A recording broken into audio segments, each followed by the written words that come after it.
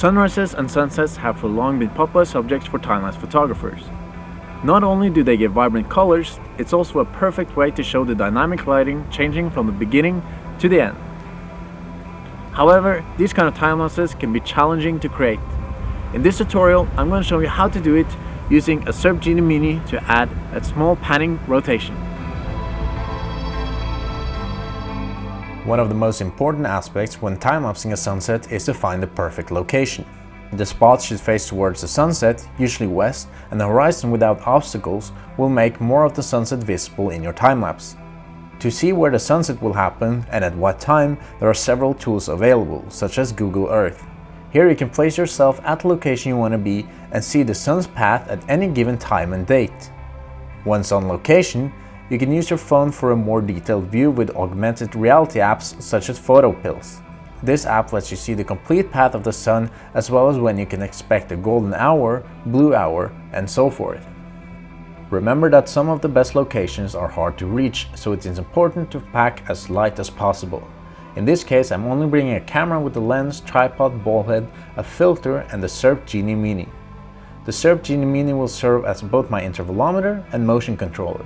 Its lightweight and small size gives me the ability to travel lightly and get into location that would be otherwise difficult with larger, more bulky gear. I also have a battery grip attached to my camera in order to extend the battery life and my maximum shooting time. This can be useful when shooting for several hours. My camera is a Sony a7R II with a Sony 16-35mm f4 lens attached to it. This is a great setup for a wide-angle view which is often suitable for sunsets. I set the start frame composition using the ball head to compose the frame. Remember that your camera will most likely shoot in a 3:2 aspect ratio, while your final time-lapse will be 16:9, so the top and bottom of your image will not be visible in the final time-lapse. When framing your shot, remember to make a composition that is pleasant to the eye. When shooting sunsets, I like to put the horizon in the upper thirds of the frame using the rule of thirds, but this requires the bottom 2/3 of the image to be interesting. In this case, I found some grass and flowers that created an interesting foreground. I like to start out by putting the sun a little bit to the right of the center of the frame. Now I need to set my camera's exposure. During the day, lighting is relatively consistent. However, during sunset, lighting conditions change rapidly. There are several ways of compensating for this, such as bulb ramping and automatic settings. In this case, I'm going to be using a method which requires a bit of practice, which is manually adjusting the ISO. This allows me to have a long, constant shutter speed, something I wanted in order to smooth out the windy grass in the foreground. In order to get a long shutter speed, I'm going to use the Syrp Super Dark Variable ND filter. This allows me to set the shutter speed to 8 seconds while having an aperture of f9. My initial ISO will be 100. Set your focus to manual. If you're not shooting fast changing objects such as water or moving grass, you do not have to have a long exposure. Aperture priority will be an easier choice. I like to underexpose my sunset time-lapses by a stop in order to not blow out the highlights. It's usually easier to recover darker areas of your image. Get to know your camera and what works best with it. Now that I have set my composition and exposure, I'm going to input my time-lapse parameters.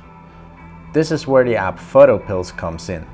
As the duration of my record time is influenced by the time it takes for the sun to set, I'm going to set this first. I want my time-lapse to last for 2.5 hours, and I can use the app to predict where the sun will be at the end of the time-lapse.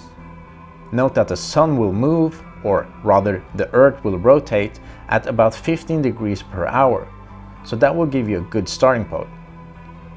I set the rotation to 30 degrees. Be careful, a too quick rotation will make your time-lapse look messy and is a mistake made by many beginners. Once your first frame is set, I use the Genie app to drag the camera and lock it to the end point. Once the Genie Mini has reached its end position, fine-tune the direction through the app and press return home. When setting the interval timing, I need to ensure that I leave enough time for the Genie Mini to move, the camera to take the exposure, and the image to buffer. I'm going to set the interval to 15 seconds. Setting the interval too short is a common cause for missed or skipped frames during a time-lapse. I'm now all set to begin the time-lapse. I can press record on my phone. Make sure to look at the back of the screen of your camera regularly. When you see the image is getting too dark, increase your ISO a little bit. Don't push the ISO higher than what the camera can handle, as the image will get too noisy.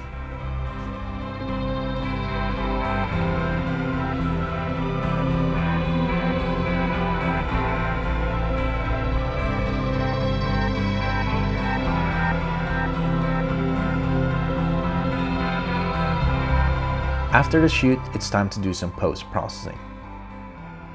First, I import the photos to Lightroom and LRTimelapse. In LRTimelapse, it's easy to see where I did the ISO adjustments. I will put the keyframes on the frames which are affected. For each adjustment, select the frame before and after. Save and import the metadata to Lightroom.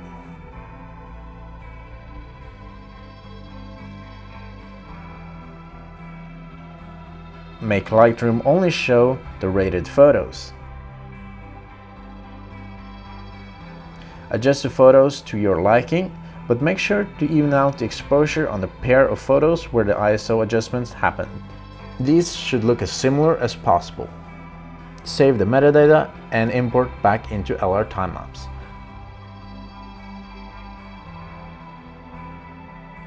Click Auto Transition and save again. Now you can deflicker if needed. Save and import into Lightroom again and export the files.